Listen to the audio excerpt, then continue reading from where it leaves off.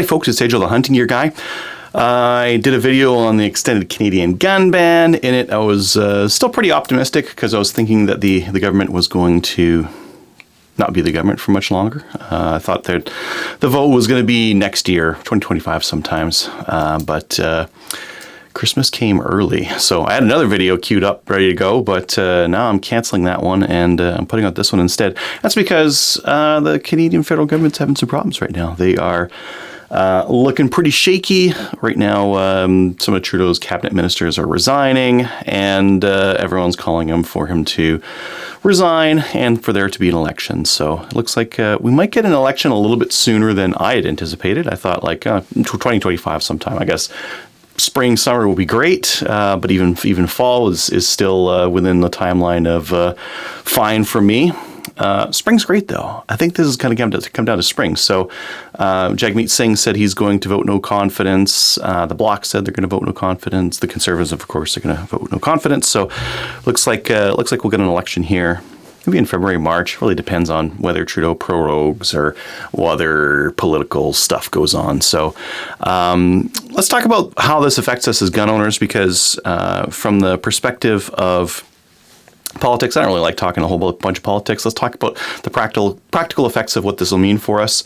There's a couple things really quickly. Okay, so we just had a bunch of our non-restricted, would you call them cope guns?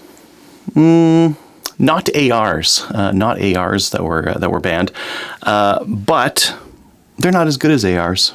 Like none of these guns are really. The only thing that the only allure that they had before was that they were non-restricted. So things like the if you go back far enough, like the WK-180s, the XCRs, ACRs, these are for people who didn't want to have restricted firearms. They wanted firearms that they could take out into the bush and to the range and that kind of thing. Whereas the ARs were more for competition people who just wanted to go to the range. Now, depending on what's going to happen, we're going to see a couple of different things. So let's say the Conservative government gets in and they bring things back to, I don't know, say like 2018, 2017, somewhere around there, right? Back then, ARs were still legit. You could buy and sell handguns. What's this going to mean if the Conservatives get in? Let's just pretend that they get in and they reverse things around, I don't know, summer, maybe like late summer, maybe into the fall kind of a thing. Let's talk about handguns. On handguns, there's going to be a run on them. They're going to be super expensive, depending on when they announce and that kind of thing. If they reverse it, I've heard some people say it can be reversed by OAC. I've heard some people say, no, they're going to need legislation to reverse it. So I don't really know how fast that's going to happen and whether there's going to be a timeline. If there is a timeline on handguns, let's say they say, okay, we're going to reverse, there's legislation coming, we're enacting it as of this date. If they do something like that, then the retailers in Canada can probably just like make massive orders and fulfill demand pretty quickly here. If they do the order in council, everything is all null and void, then there's going to be a pretty mad scramble for those things. Anyone who has a restricted license could technically buy one of those things and transfer it. It's going to be, oh boy, you're gonna have to call in to transfer your restricted firearms. There's gonna be some delays in getting those transfers and those new registration certificates done because basically like the CFP, the Canadian Firearms Program, is going to go from transferring very few handguns, businesses and that kind of thing can still buy and sell these things. So they're going to go from transferring and registering very few of these things to probably hundreds of thousands in the first couple of months. Hundreds of thousands, if not, I don't know if we'll get to 1 million. Probably not. Probably like hundreds of thousands is likely what they're going to be seeing out of that. And that's a lot of volume. So that's all going to be super duper slow. All that stuff's going to be super duper slow. Prices are going to be incredibly high to start with. Again, there's going to be supply and demand, right? There's going to be a lot of demand, not a lot of supply when this first comes in. So expect like high prices. Now, there are going to be some people who are sitting on handguns that maybe they bought like 5-6 years ago and they don't really want anymore. So some of those people might sell for a reasonable price. So you might be able to find some of those people that just want to offload stuff. Or some people have passed away and now their executors are stuck holding out these restricted firearms, waiting for the law to change so that they can sell them for an appropriate price. So that's all possible. And I think that, pricing is going to be pretty painful to start with. There are a lot more RPAL owners now. A lot of people got their license during this period. And there was a pretty big rush for people to buy handguns kind of coming into that ban. Some people didn't get their license in time, or they couldn't find the handgun that they wanted to buy, and therefore there's this latent demand that's going to be there. That as soon as things get unlocked, it's going to be there again. So that's what's going to happen on handguns. I think is what's going to happen on handguns. What's going to happen on rifles? Okay, a lot of our non-restricted firearms are expensive because they're non-restricted, and that's the only good reason why they're expensive. And because for a while we couldn't have ARs. As soon as ARs are back in the picture, something like an M&P, well, they don't sell them anymore, but a pretty bone stock like AR is $800, $1,000, somewhere around there, and they work. And they're accurate, and they have lots of parts availability and lots of flexibility. So I think a lot of people who just take their rifles to the range are going to buy an AR, and they might want to offload their non-restricted. Maybe. I'm not sure if people will offload them or if they'll just keep them just in case, right? With those non-restricted firearms, you can take them, out in the bush and, go plink away or shoot coyotes or, I don't know, do whatever is legal in your area. But a lot of people will, I think, get ARs. So there's probably going to be a run on those. There's a lot of people that still have those in their houses that they've just been waiting for the laws to change and storing them legally and that kind of thing. So I think we're probably going to see a lot of those just get activated again. There might be a run on parts because people are waiting to purchase parts for these things to get them back up and running, or maybe they want to upgrade them now that they've got the chance. So I think the AR parts market is going to get very competitive again, and I think that the non-restricted almost ARs. Well, okay, there's some that are like AR. Like the Crypto is an AR with a funky magwell on it. It uses a BCG, bolt, like everything on it's AR. So that kind of a rifle, there's still going to be some people who want to buy that kind of a thing. I think more people will want to buy like the ATRS Modern Sporter, which is, again, very similar to an AR, but not an AR. The upper and lower are different, but good parts compatibility and just good quality. I don't think some of the other almost ARs from the past probably won't come back. The Stag 10s, so if they reverse that order, the Stag 10s and those variants are all back in play again, which I think would be really interesting. That you could make a very interesting hunting rifle out of one of those things, big game.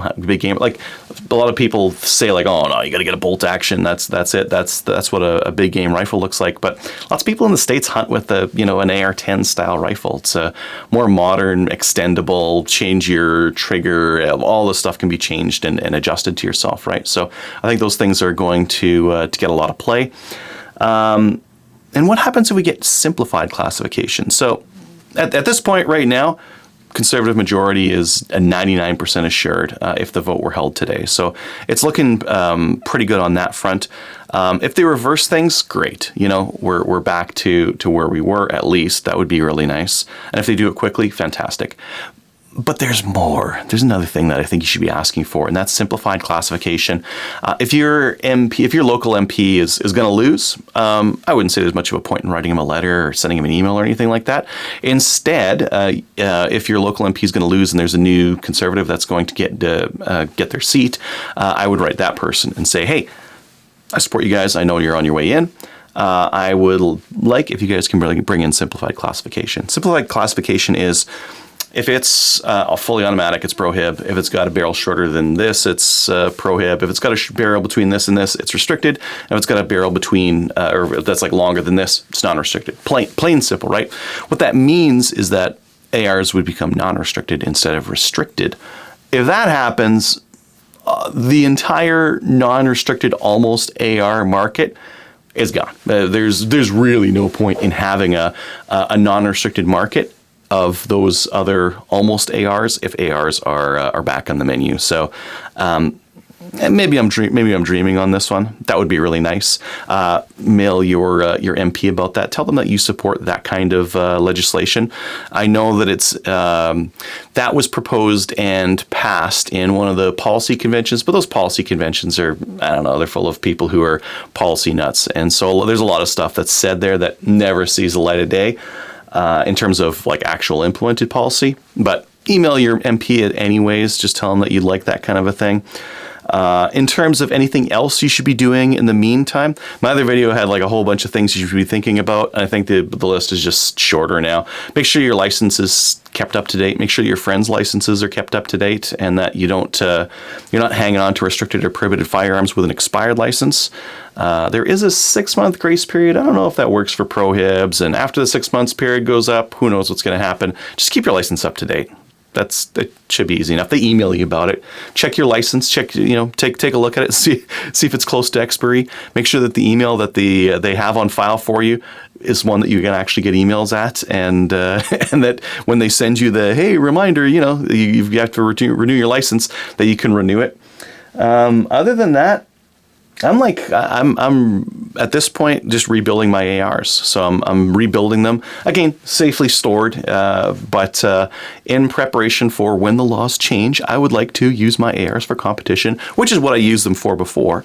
So I'm in the process of I was just kind of like seeing what I got for stock and what I need to rebuild them.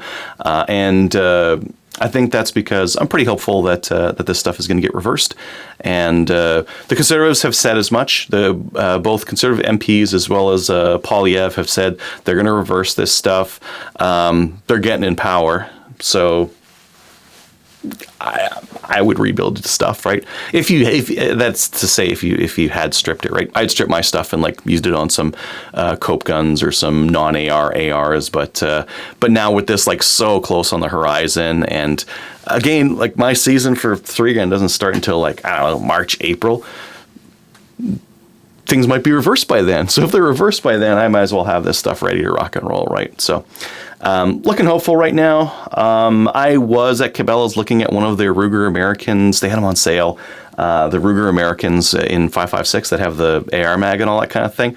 Would have been cool, but I just thought, why would I buy that? My ARs are going to be unbanned soon enough, and I would have no use for this thing if I've got my ARs or some of my other non-restricted, like my Raven. My Raven, probably what I'm going to do with it is put a non-restricted barrel on it, because my ARs will be my restricted range guns, and that Raven might turn into a coyote gun of sorts. So I don't know. We'll see. I'm just kind of taking inventory. You might want to as well, because I think this stuff's going to get reversed pretty soon.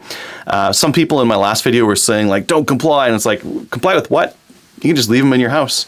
Just wait it out. They're going to lose, and then once they've lost, you get to use your guns, and everything goes back to normal. So there's no need to not comply. You just don't need to send in your guns. They're not going to do the buyback. It's the timing's not going to work out. They're going to lose the election. The election's coming too soon for them. This was like last gasps, right? This is like, oh, they're just super, super desperate. Let's do a gun ban. That's always playing well. That didn't play well.